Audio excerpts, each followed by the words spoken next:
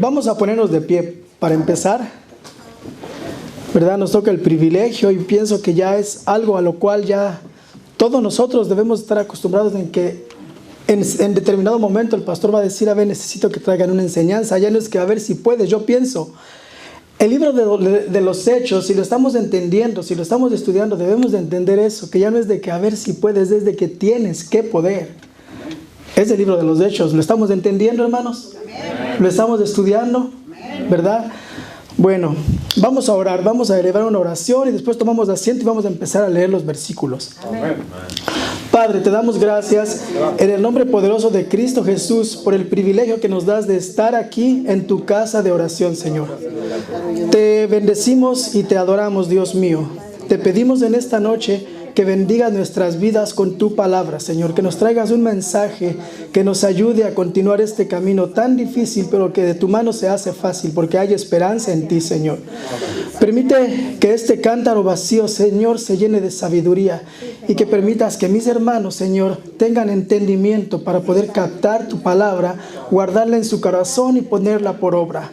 En el nombre de Cristo Jesús, Señor, me pongo a tu disposición y estoy en tus manos. Que el Espíritu Santo me dirija. En el nombre del Padre, del Hijo y del Espíritu Santo. Gracias, Señor. Amén. Pueden sentarse, hermanos. Está muy cierto lo que dice el pastor, y es lo que yo he venido afirmando para mí mismo desde el momento en que estoy leyendo y platico con Wendy acerca del libro de los Hechos. Les dije en la primera oportunidad que tuve la oportunidad de traer el estudio, les dije, el libro de los Hechos es nuestra vida, es la Biblia, es la historia de la iglesia, en la iglesia en que nosotros estamos, en la iglesia, el lugar en que nosotros estamos caminando.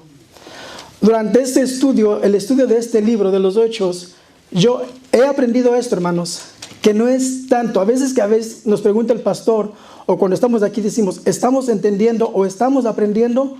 Y todos decimos, sí, estamos aprendiendo, pero ahora debemos de pasar a un nivel diferente y ya no decir solamente, estoy aprendiendo, sino en qué es lo que estoy fallando dentro de la iglesia. Somos parte de esta iglesia,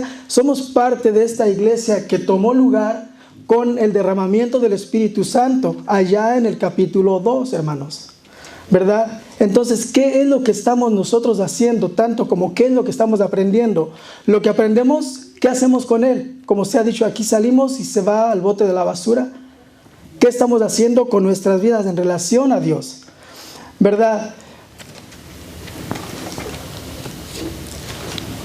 El creyente, ¿en qué estamos fallando como creyentes? Pronto como discípulos.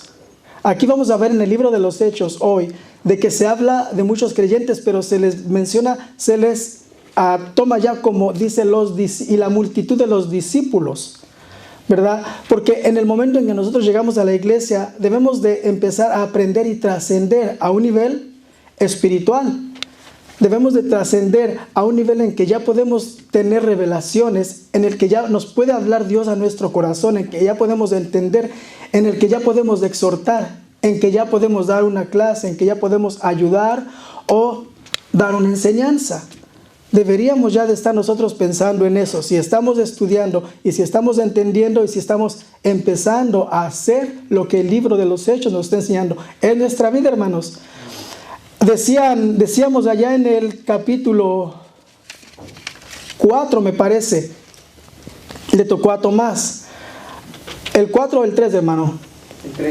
El 3, acerca del cojo que tenían que llevar al templo. Y muchos de los cristianos, y no digo los de aquí, estamos hablando, como hemos dicho, también para los que nos miran en otro momento, que nos mirarán en YouTube. ¿Qué estamos haciendo con nuestras vidas? Tal vez estamos nosotros cojos y estamos esperando a que alguien vaya y nos levante y nos traiga a la puerta del templo, y en la puerta del templo nos quedamos, hermanos, solamente a mirar adentro del templo y a mirar afuera en el mundo, y así nos podemos pasar la vida mirando adentro y mirando afuera, esperando a que llegue Pedro o Juan y que nos den una limosna. ¿No creen que ya es tiempo de ya nosotros no de recibir limosnas, hermanos, sino de empezar nosotros a dar lo que tenemos en el nombre de Cristo Jesús para aquellos que realmente lo necesitan? Nosotros ya no lo necesitamos. Nosotros ya tenemos que estar completos. Si tenemos 3, no voy a decir levanten la mano, pero si tenemos más de 4 años en el Evangelio, hermanos, ya deberíamos de ser discípulos. Les decía alguna vez que si yo pregunto aquí, a ver, levante la mano los creyentes, y el diablo también la va a levantar, porque el diablo también cree, ¿verdad? Y tiembla. Pero si yo digo, levanten la mano los discípulos de Cristo, él no la va a levantar, porque un discípulo es humilde. Y el diablo tiene una prepotencia inmensa. El diablo no tiene ni ápice de humildad. El discípulo es humilde, obediente, manso. Sigue las instrucciones de su maestro, que es Jesús. El diablo no hace eso. Entonces nosotros ya deberíamos estar en una calidad de discípulos. Los relatos de este libro, especialmente los primeros capítulos, vemos que hay en el primer sermón de Pedro hay 3,000 convertidos. En el segundo hay 5,000. Tenemos ya 8,000, hermanos. Tenemos 8,000 convertidos, pero nosotros también somos parte de esos que se han convertido. Y a partir de ahí, entonces, ¿qué estamos haciendo con nuestra vida espiritual? ¿Y qué estamos haciendo ahora? Ya no con nosotros y dentro de la iglesia. ¿Qué estamos ofreciendo a Dios de nuestras vidas? Debemos de ponernos a pensar en eso. Cuando estamos estudiando el libro de los Hechos, es una guía. Sabemos que la Biblia es una guía completa. La Biblia es nuestra guía de la vida. En el libro de los Hechos, hermanos, encontramos que son las reglas de nuestra iglesia, de esta iglesia, de aquella iglesia, de la iglesia de la esquina, de la iglesia de los ángeles, siempre y cuando sigan la doctrina sana, que es la doctrina, el Evangelio de Jesucristo. Amén. Estamos hablando de todas esas iglesias, ¿verdad? Nuestro camino es fácil en Estados Unidos. Aquí es fácil, decía un pastor, le digo a Wendy, es uno de mis pastores favoritos, John Piper. Es un pastor al quien yo admiro bastante. Gracias a Dios por siervos como ese, ¿verdad? Que está siempre en contra de la doctrina de la prosperidad. Y es un americano, dice que Estados Unidos es el lugar más fácil para predicar el Evangelio. Aquí los únicos obstáculos para predicar el Evangelio somos nosotros mismos y nuestro ego, que muchas veces no dejamos salir, ¿verdad? Porque si vamos a hablar de la predicación en China, en Irán, en Irak, en México, hermanos. En México yo no sabía, pero en México hasta antes de este gobierno que está ahora mismo, que está permitiendo libertad a los indígenas y que está permitiendo realmente la libertad de culto, antes de este gobierno yo no sabía de que decían que iban muchos evangelistas a evangelizar a los pueblos yaquis en México y el gobierno los agarraban, argumentando que eran los narcotraficantes y siempre le echaban la culpa a ellos, pero no. Decían, es el gobierno que no quiere que el Evangelio se proclame en México, no quieren. ¿Por qué? Porque dice, y conocerás la verdad y la verdad te hará libres. Y en todos los gobiernos prefieren atender a los creyentes agachados de cabeza, que no sepan, que no conozcan, ¿verdad? Entonces, para nosotros es fácil, hermanos. La tenemos fácil. No fue así para esta iglesia que nos describe en los Hechos, especialmente en el capítulo 4, que es donde empieza la persecución. Y el capítulo 4 nos invita a que vayamos, 4:3, es cuando echan a Pedro y a Juan a la cárcel. Allí empieza la persecución, allí empieza lo bueno. Vamos al Apocalipsis 2:10. ¿Qué dice Apocalipsis 2:10? ¿Quién lo tiene y lo puede leer en voz alta? Amén. No temas en nada lo que vas a padecer. He aquí, el diablo echará a algunos de vosotros en la cárcel para que seáis probados y tendréis tribulación por 10 días. Sé fiel hasta la muerte y yo te daré la corona de la vida. Gracias, hermana. Aquí este versículo está describiendo la iglesia que aquí empezaba a padecer la persecución. Dice 10 días. Según los eruditos y teólogos, no son 10 días. Y bueno, lo sabemos, obviamente, que no van a ser 10 días. Fueron aproximadamente 250 años de persecución. Y cuando habla de 10 días, está hablando de 10 gobernadores. Les voy a hacer una síntesis bien rápida. ¿Cómo fue? Comenzó la persecución en el año 64, cuando han escuchado que Nerón quemó Roma, ¿verdad? Nerón quemó Roma y culpó a los cristianos de esto. Y ahí empezó la persecución. Durante esta persecución murió Pablo y murió Pedro. Fueron sacrificados.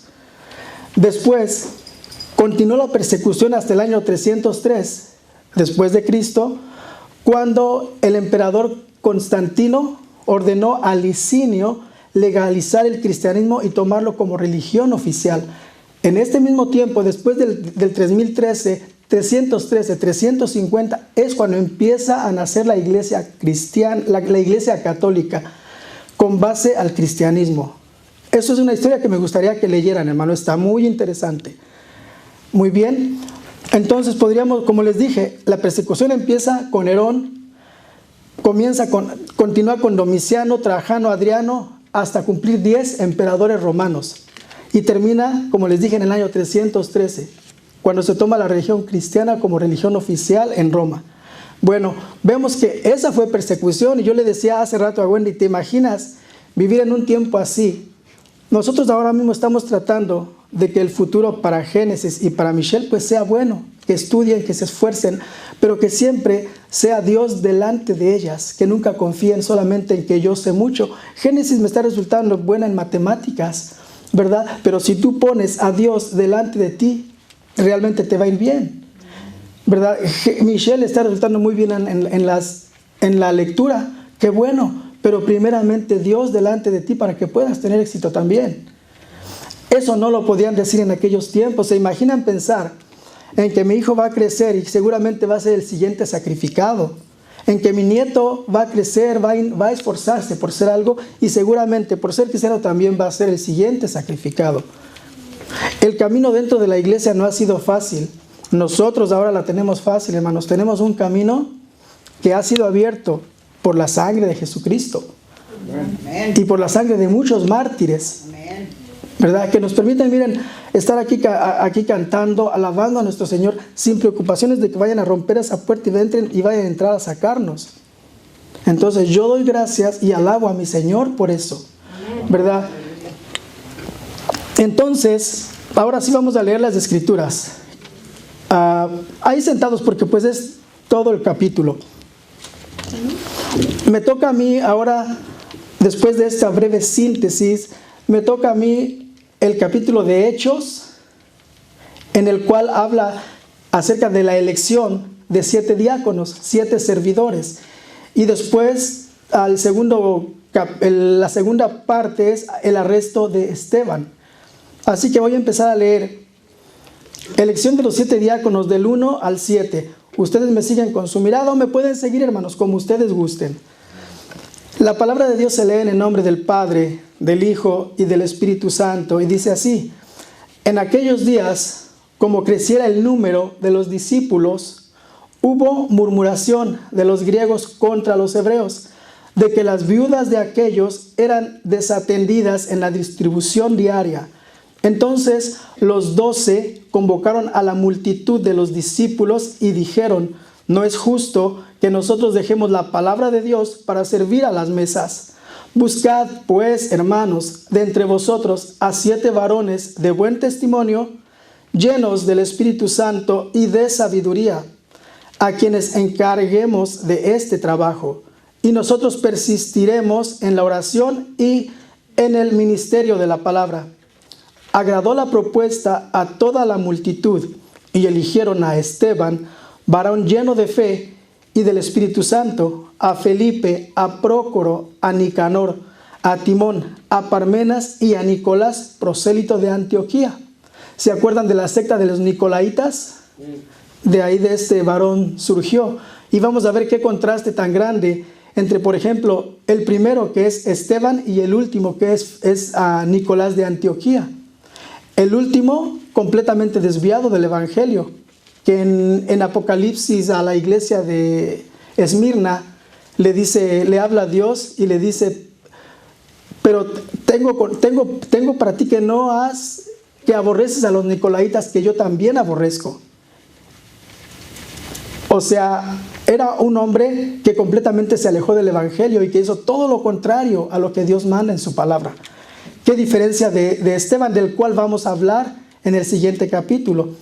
Esteban era un hombre lleno del Espíritu Santo. Continuamos, dice entonces, y Nicolás, prosélito de Antioquía, a los cuales presentaron ante los apóstoles, quienes orando les impusieron las manos, y crecía la palabra del Señor, y el número de los discípulos se multiplicaba grandemente en Jerusalén. También muchos de los sacerdotes obedecían a la fe. Qué grandioso es esto. Entonces, era claro que los creyentes en estos tiempos no solo se convertían, sino trascendían rápidamente por la necesidad que había de la palabra de Dios, por la necesidad que ellos sentían de sentir algo. En ese entonces la gente estaban vacíos, porque a partir de que Jesucristo murió, no se había predicado la palabra más que lo que los sacerdotes o los maestros de la ley podían comunicar a su pueblo. Pero ¿qué eran los sacerdotes? Los sacerdotes del templo. Hermanos, un templo el cual era bello por fuera, pero estaba vacío por dentro. Ahí no había palabra de Dios, sino que eran los propios intereses de los sacerdotes, de los escribas, de los fariseos. Entonces, la iglesia o el grupo de los discípulos, la iglesia, vamos a llamar la iglesia, estaba vacía, se necesitaba llenar. Por esa necesidad, la necesidad individual de cada una persona que quería trascender y que aprendía y que ponía toda la palabra, todo lo que escuchaba lo ponía por obra, ¿verdad? Entonces, esto estaba creciendo muy rápido. Rápidamente se aceptaban, se hacían creyentes, se bautizaban y eran discípulos. Y como digo, un discípulo es una persona humilde. Vamos a seguir hablando de esto. Perseveraban grandemente en el conocimiento de Dios. Había claro creyentes convertidos que pues también hoy como antes pues hay gentes espiritualmente perezosos que solamente son simpatizantes de la iglesia y que van un día sí, un día no, un día sí, un día no. Y es como un tipo de hábito social nada más, para llenar un hueco social que la misma sociedad les pide, que tienen que creer en algo y tienen que hacer algo fuera de trabajar, pasear y divertirse, ¿verdad? Entonces, todo el tiempo ha habido de este tipo de gentes. Aquí, en este creciente grupo de los números de seguidores, dice que hubo murmuración de los griegos contra los hebreos de que sus viudas eran desatendidas en la distribución diaria. Vamos a ver esto. ¿Qué es una murmuración? Una murmuración son chismes. Es bien conocido, ¿verdad, hermanos? Una murmuración son chismes. Estaban hablando de verdad los griegos. Ciertamente hubo aquí una cierta discriminación o preferencia. Vamos a ver por qué pudo haber habido una preferencia. Porque cuando dicen griegos, tal vez era un poco la falta de comunicación por el idioma, porque los judíos hablaban el arameo y los griegos pues hablaban griego. Ahora, había cierta preferencia porque los judíos nativos eran descendientes de hebreos, ¿verdad? Y los judíos griegos pues eran griegos que pues posiblemente no hablaban ni el arameo. Puede ser entonces como los judíos muchas veces son los que administraban y los que repartían ya sea la comida o donaciones o cosas que se iba a dar a las viudas. Pues yo creo que sí, los judíos hebreos, pues yo pienso que decían, no, pues llévale primero a mi esposa y luego allá, ¿verdad? Primero a la mexicana y luego a la de Guatemala. No se crean, aquí no funciona eso, hermanos. Mi esposa es de Guatemala y primero siempre ella y luego yo, que soy mexicano. Pero yo pienso que es una de esas cosas. Pero hermanos, dentro de una iglesia, dentro de una organización, cuando empieza a haber cosas así, el cristiano maduro o el cristiano que está perseverando, que está aprendiendo, que está leyendo la palabra de Dios, yo creo que lo que debería de hacer es lo siguiente. Si yo traigo una queja, debo de venir con una solución. De esa forma voy a contribuir a la iglesia. De esa forma voy a contribuir a que el evangelio se siga predicando sanamente y sin alteraciones. evitamos así las discusiones, evitamos así las peleas, ¿verdad? Entonces, si hay murmuraciones, chismes y quejas, el siervo humilde, escribí aquí, con la queja debería mostrar soluciones. Si no hay quien distribuya, deja que yo lo haga. Si no hay quien sirva, yo quiero colaborar. Si no hay quien limpie los baños, yo quiero ayudar. En esta iglesia no tenemos ese problema, hermano. Lo hemos visto que a la hora de limpiar, estaba platicando yo hace rato con el pastor, de que a la hora de juntar y de limpiar y de hacer, andamos todos hechos bola, porque todos andamos contribuyendo. Porque pertenecemos a una iglesia que realmente sabemos que para llegar acá arriba primero tenemos que empezar allá abajo. Tenemos que ser siervos antes de discípulos. Y nosotros, hermanos, seguimos siendo siervos, pero ahora tenemos un grado de discípulos. Y el discípulo siempre sigue siendo un siervo para los demás. Así como Jesucristo, ¿verdad?, vino a dar su vida por muchos, ¿verdad? Cristo Jesús pudo haberse considerado a sí mismo como un rey y gobernar y mandar a todas las gentes, pero era el más humilde de todos. ¿No les parece algo increíble que un rey tan poderoso vino a ponerse a las órdenes de nosotros? A mí me llena de gozo y de alegría eso. Que el Rey de Reyes, del Señor, a mí me impresiona, hermanos. A mí realmente me impresiona eso. Y me acuerdo de un maestro allá en México que decía, el día que dejes de impresionarte vas a dejar de aprender. Entonces, hermanos, pues yo no me preocupa mucho eso porque a mí la Biblia me sigue impresionando. Yo no había, a la predicación que trajo el hermano Carlos del domingo, yo no había descubierto eso. Cuando yo descubro algo tan sencillo, tal vez pueden pensar, ya me había dado cuenta desde cuándo, pero cuando hace la comparación entre Marta y María, algo similar aquí, algo similar al cojo que se queda en la puerta del templo y que no se mete, igual al que llega corriendo al sepulcro solamente se asoma pero no se mete. Igual aquella mujer que anda corriendo y tratando de hacer tantas cosas y la otra postrada ante Jesús lavando sus pies. O sea, uno quiere y el otro no se anima, ¿verdad? A mí me parece, y cuando yo descubrí eso me llenó de alegría, me llenó de gozo. Dije, wow, o sea, me sigo impresionando. Quiere decir que voy a seguir aprendiendo todavía. No he dejado de aprender, hermanos. Entonces, dice que los 12 convocaron a la multitud.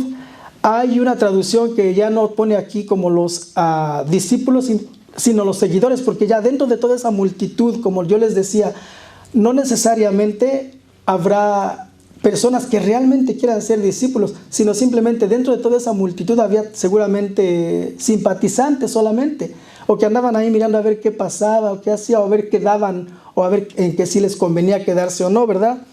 Entonces dice, entonces los 12 convocaron a la multitud de seguidores, vamos a llamarlo así, a la multitud de seguidores. A ver, calculemos, hermanos. En el primer sermón, Pedro, se convirtieron 3,000. En el segundo se convirtieron 5,000. Tenemos 8,000. Cuando habla de multitud, ya estamos hablando de 8,000. Más que después ellos vinieron con sus familias, parientes y amigos a los que les hayan hablado la palabra. Entonces estamos hablando de una multitud grande que los 12 discípulos no se podían dar abasto. Los 12 discípulos, dice su palabra, que ellos querían dedicarse a la predicación, a la exposición de la palabra de Dios, que es para lo que ellos habían sido llamados, que es para lo que todos nosotros hemos sido llamados. Entonces decían, no es justo que nosotros dejemos la palabra de Dios para servir a las mesas.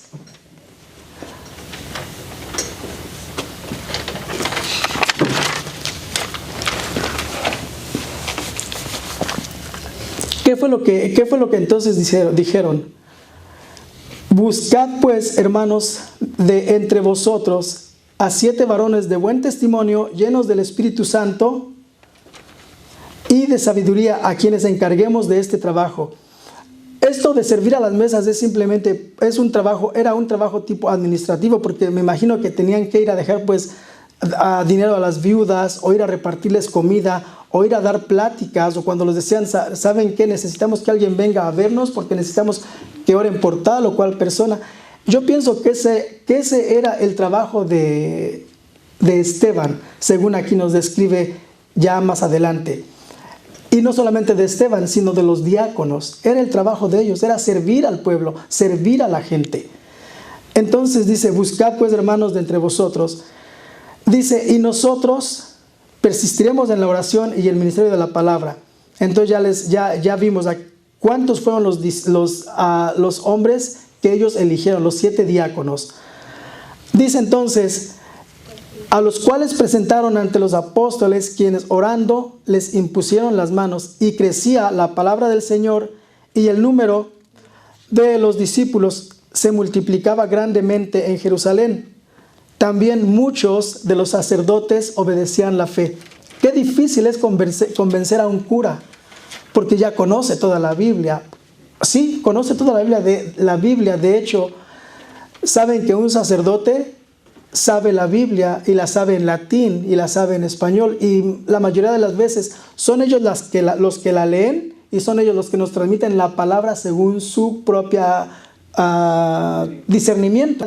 Era la misma situación aquí. Hermanos, qué difícil debe de haber sido para ellos poder convencer a un sacerdote de la ley, que eran gente que sabían la Biblia de memoria, que sabían la ley de Moisés al derecho y al revés, y daban pues su propia interpretación, ¿verdad? Entonces era grande el privilegio que para estos discípulos era el predicar la palabra de Dios. Era grande el ministerio, era grande la providencia de Dios en esos tiempos. No fáciles, hermano, pero siempre Dios proveía. Y Dios proveía principalmente la convicción de servir, el amor para los demás, la fe para poder subsistir en un medio tan hostil como se convirtió, como ya miramos, en un medio tan hostil como se tornó el predicar la palabra de Dios. Empezaron a ser perseguidos, empezaron a ser masacrados, hermanos. Que verdaderamente hay veces que dicen, no, pero yo si hubiera estado en ese tiempo, yo si hubiera dado mi vida por Jesucristo. Yo he escuchado hermanos que dicen ahí, así, ¿verdad? Yo si hubiera estado en esos tiempos, yo hubiera dado la vida por Jesucristo. Digo, ¿y por qué no la das ahora? Ahora prefieres irte a la fiesta que venir a la iglesia. Entonces mejor, si la ibas, ahora es más fácil, hermanos. Ahora no tienes que dar la vida, simplemente predica la palabra, simplemente demuestra que eres cristiano, da testimonio de que Jesucristo, de que el Espíritu Santo vive en ti. Así debe de ser. 7 varones de buen testimonio. Y pensamos nosotros que tal vez a veces las personas más humildes, digamos, pues tal vez que el que ande limpiando los baños, el que no tenga un privilegio pues de estar aquí enfrente, ¿verdad? Que tal vez puede ser que decimos, porque ese hermano no tiene mucha unción, no vayan a permitir que él ore por ustedes. Pero sin embargo el libro aquí nos enseña que ese hombre simple que servía a las mesas era tal vez el más ungido de todos ellos, por lo que sucedió a continuación. Entonces, vamos a leer ahora el arresto de Esteban. Dice su Biblia también arriba el arresto de Esteban. Dice, y Esteban, lleno de gracia y de poder, hacía grandes prodigios y señales entre el pueblo. Entonces se levantaron unos de la sinagoga llamada los libertos, y de los de Cirene, de Alejandría, de Cilicia y de Asia, disputando con Esteban. Pero no podían resistir a la sabiduría y al espíritu con que hablaba. Entonces sobornaron a unos para que dijesen que le habían oído hablar palabras blasfemas contra Moisés y contra Dios. Y solivantaron, o sea, agitaron al pueblo, a los ancianos y a los escribas, y arremetiendo le arrebataron y le trajeron al concilio.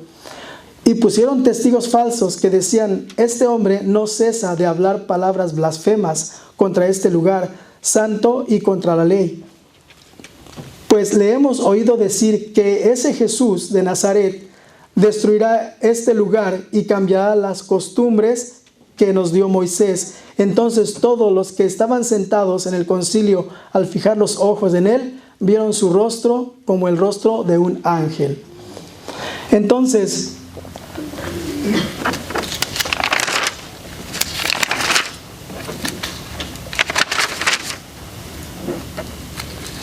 vamos a definir primeramente qué es gracia. ¿Qué es gracia? Ya hemos escuchado y yo creo que ya lo sabemos de diferentes formas para nosotros expresarla. La podemos expresar de diferente forma, pero al final la gracia, déjame ver, esa está bien. La gracia va a ser lo mismo. Dice, ¿qué es gracia? Es un favor, beneficio inmerecido. La gracia habilita a la sanación espiritual por medio de la misericordia y el amor de Jesucristo, lo cual se reflejaba plenamente en este siervo, en Esteban. Dice que hacía grandes señales y prodigios entre el pueblo. Ese don que se le había dado, hermanos, se le notaba hasta por los poros. Da de gracia lo que por gracia te fue dado, ¿verdad? Y entonces es lo que Esteban andaba haciendo. Ese regalo de gracia no se quedó solamente él con él, sino que él quiso que todas las personas que se le cruzaran a su paso lo tuvieran también. Y dice que hacía grandes señales y grandes prodigios. Pero ¿qué tenía Esteban? Simplemente era un hombre que vivía conforme al corazón de Dios. Era un siervo, era un servidor, era el que limpiaba las mesas. Hay una imagen de ese regalo de gracia para que lo podamos entender así como bien sencillo. En Hechos 5, 7, 8. Miren, vamos a leer el versículo 5, Hechos 5, 7 y 8. Dice, este es un ejemplo, hermanos, de cómo Dios cada día nos está dando ese regalo de gracia y muchos de nosotros, voy a incluirme, y muchos de nosotros de alguna forma lo rechazamos. Y al día siguiente Dios vuelve a darnos este regalo de gracia y lo volvemos a rechazar. ¿Cuántas oportunidades Dios nos está dando cada día para que podamos nosotros ser poseedores de este regalo? Nosotros estamos aquí, pero mucha gente que no está es porque están rechazando ese regalo. Un regalo inmerecido que ni siquiera merecemos, ¿verdad? Pero dice entonces, pasado un lapso, bueno, aquí sabemos la historia, fue recientemente que nos la dijo el pastor. Fue reciente, sabemos que habían ocultado el precio de un terreno que habían vendido Ananías y su esposa, ¿verdad? Y primero llegó Ananías y dijo que era todo el precio. Aquí está todo el precio, todo lo que había obtenido a cambio de la venta de este terreno, lo cual fue mentira. Pero mi pregunta fue ahí, para mí mismo, pero ¿por qué primero murió uno y por qué después murió el otro? ¿Por qué no los dos al mismo tiempo? Si los dos habían cometido el delito. Como dicen, ¿verdad? Tanto peca el que mata la vaca como el que le agarra la pata. Pero miren aquí la imagen de gracia que Dios le da a esta mujer, la oportunidad todavía. Dice, pasado un lapso como de 3 horas, sucedió que entró su mujer, no sabiendo lo que había acontecido. Entonces Pedro le dijo, dime, ¿vendiste en tanto la heredad? Hermano, aquí está una oportunidad más que Dios nos da cada día. Nosotros si hemos fallado hoy, si hemos fallado la semana pasada, hermanos, pero cada día Dios nos está volviendo a preguntar. ¿Quieres corregirte? ¿Quieres olvidar lo que hiciste? Yo te perdono. Y entra al gozo de mi regazo. Cometes errores, Dios sabe que somos seres humanos y que nos vamos a equivocar y nos vamos a equivocar todos los días, pero cada día está ese regalo inmerecido a través de su Hijo Jesucristo que murió por nosotros. Entonces dice, no sabiendo lo que había acontecido, entonces Pedro le dijo, dime, ¿vendisteis en tanto la heredad? Y ella dijo, sí, en tanto. ¿Qué oportunidad le dio Dios ahí todavía? ¿Qué oportunidad le proveyó Dios para que ella se arrepintiera? A veces nosotros, le decía yo a Wendy, cuando yo cometo un error me gusta que tú me digas y que hasta me regañes porque me equivoqué, porque yo he cometido errores y ella se molesta mucho. Aquí él iba a cometer un error y la mujer estuvo de acuerdo, hermanos. Nosotros tenemos una ayuda idónea y nosotros somos la cabeza del hogar. Entonces nosotros debemos de evitar, por amor a nuestra mujer o mujer por amor a su hombre, de que no caiga en esa pérdida tan grande que es la gracia de nuestro Señor. Que si hemos cometido errores, Señor, si he cometido errores, perdóname y permíteme ser heredero de esa gracia que me has dado en tu Hijo amado, ¿verdad? Entonces, Esteban tenía mucho de esa gracia, dice, y tenía poder. Tenía poder, gracia, y dice que era, pues ahora sí que era guiado por el Espíritu Santo. Se cierra esto solo.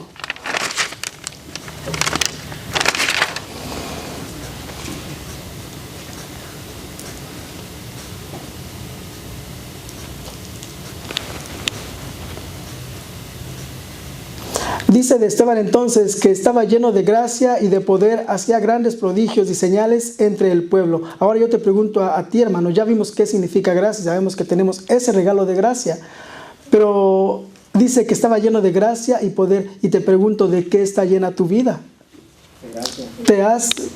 Muy bien, qué bueno escucharlo, ¿verdad?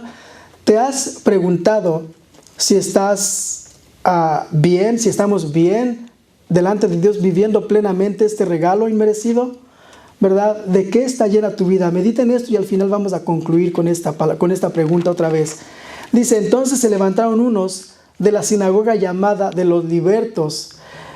Se llamaba así los libertos porque dentro de esta sinagoga había griegos que habían sido cautivos. Y al ellos tomar la libertad, eran gente educada, pero al ellos tomar la libertad formaron esta sinagoga, la cual se llama la sinagoga llamada de los libertos, porque habían sido liberados de la cautividad. Y a estos se añadieron otros intelectuales, vamos a llamarlos así, otras personas con muchos conocimientos de las Escrituras, que eran los de Cirene, de Alejandría, de Sicilia y de Asia, disputando con Esteban. ¿Qué estaban haciendo hombres tan preparados discutiendo con un sirviente, hermanos? ¿Qué es lo que estaban haciendo? Hemos entendido a partir de todos estos años que un intelectual trabaja según con quien mejor le pague. Es como decir en Estados Unidos, en México, en Guatemala, en El Salvador.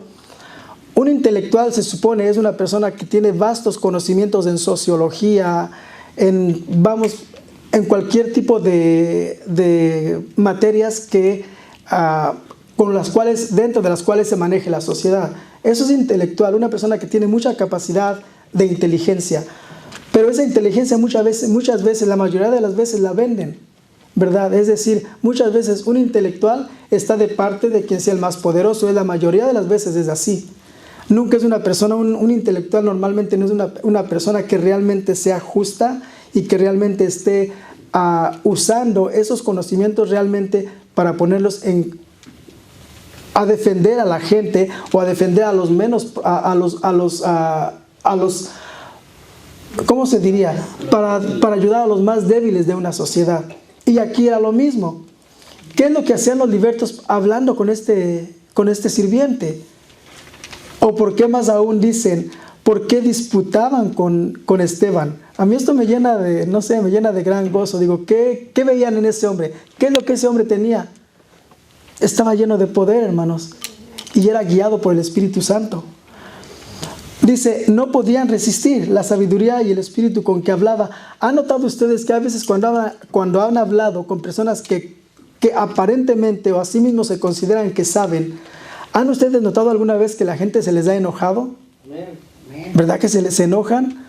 Porque ellos chocan contra la palabra de Dios. Es decir, si ellos consideran que saben mucho en alguna materia y que cuando platican ustedes con el conocimiento que ustedes tienen de la Biblia, ustedes los hacen chocar contra su ego, porque no pueden ellos ganarles a ustedes en la discusión, porque la Biblia nunca se equivoca.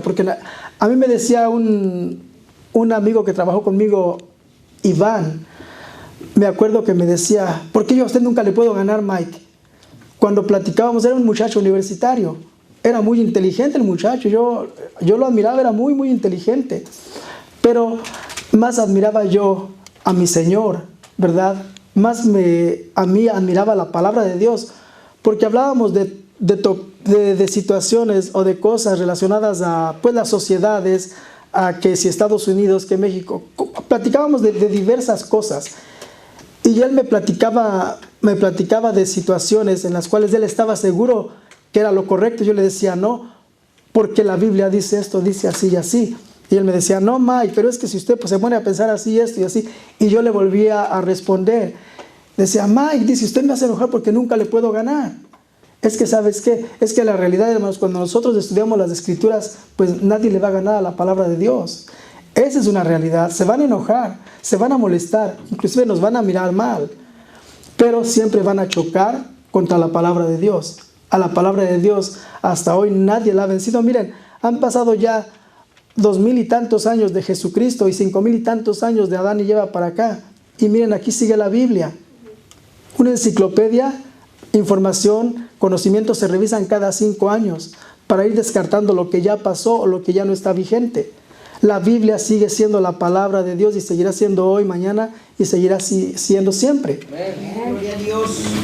Dice, y aquí empieza la crueldad, o sea, cuando ellos ya no pudieron hacer nada para poder ganar o obligar a este joven, dice, entonces sobornaron a unos para que dijesen que le habían oído hablar palabras blasfemas contra Moisés y contra Dios. Gente de carácter moral muy bajo, ¿no?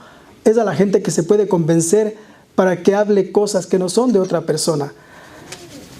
Y solivantaron al pueblo, o sea, la palabra solivantar se puede usar como y agitaron al pueblo, a los ancianos y a los escribas, y arremetiendo le arrebataron y le trajeron al concilio.